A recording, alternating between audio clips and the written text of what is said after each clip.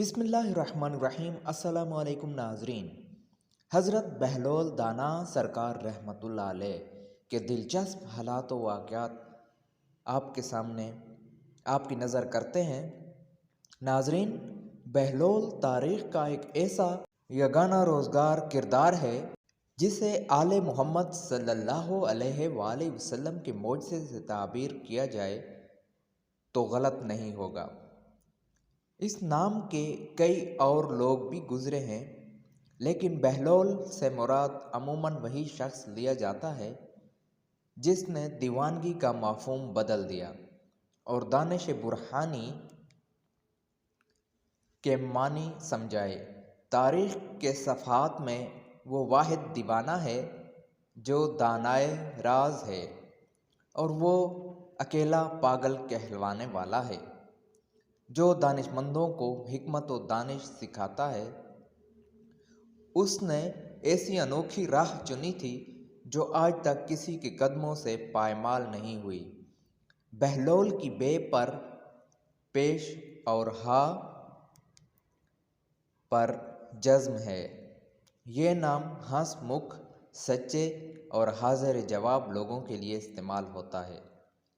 بہلول کی انہی خوبیوں نے اس کا اصل نام فراموش کر دیا تھا۔ وہ ہر جگہ بہلول ہی کہلاتا تھا۔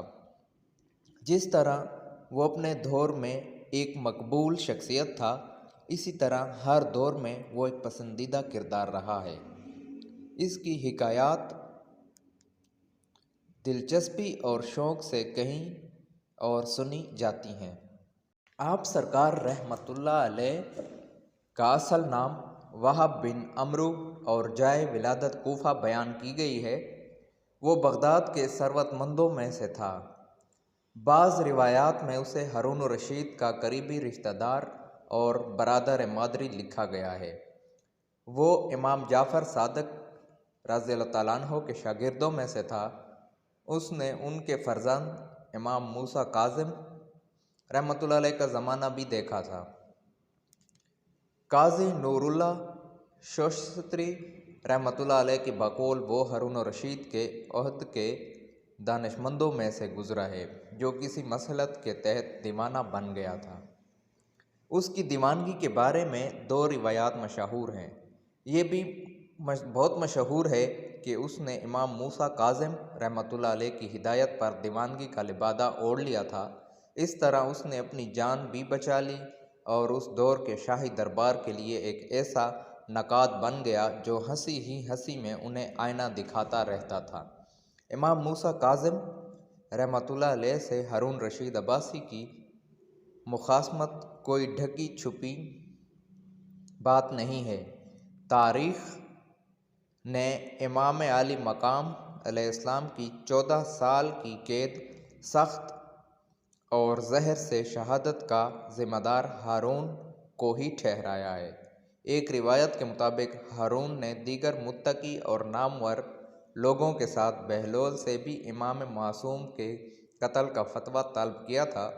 بہلول انکار کے نتائج سے خوب واقف تھا، اس لیے اس نے امام موسیٰ کاظم سے رہنمائی کی درخواست کی اور ان کی ہدایت پر دیوانہ بن کر اپنی جان بچا لی۔ اس کے بارے میں دوسری روایات یہ ہے کہ بہلول کا جرم آل محمد سے عقیدت اور ارادت مندی تھا، جو ہارون کے دور میں قابل گردن زدنی جرم قرار پایا جاتا تھا۔ جب بہلول کو پتہ چلا کہ اسے عنقریب گرفتار کر کے قتل کر دیا جائے گا تو اس نے اپنے دو ساتھیوں کے ساتھ امام معصوم سے قید خانے میں رابطہ کیا۔ حالات زمانہ کے پیش نظر امام موسیٰ کاظم علیہ السلام نے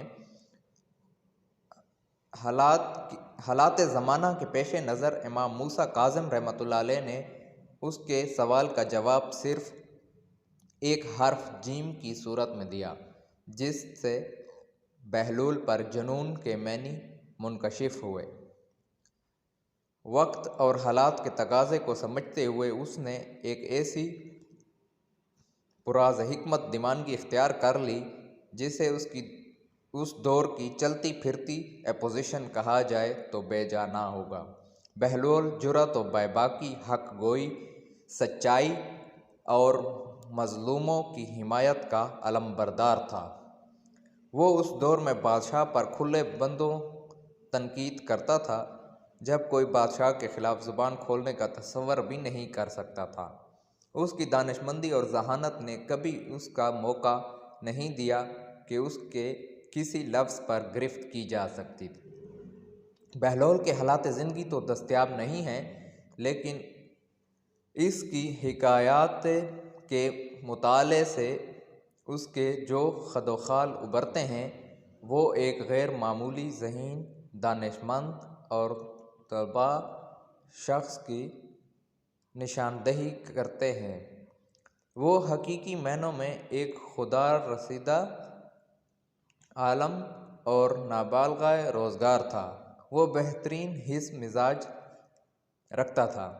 اس دور کے حالات و معاشرت پر اس کی نگاہ گہری تھی۔ وہ ایک حیرت انگیز شگفتہ برجستگی کے ساتھ اپنی دیوانگی کا بھرم بھی رکھتا تھا اور دیوانی بات بھی نہیں کرتا تھا۔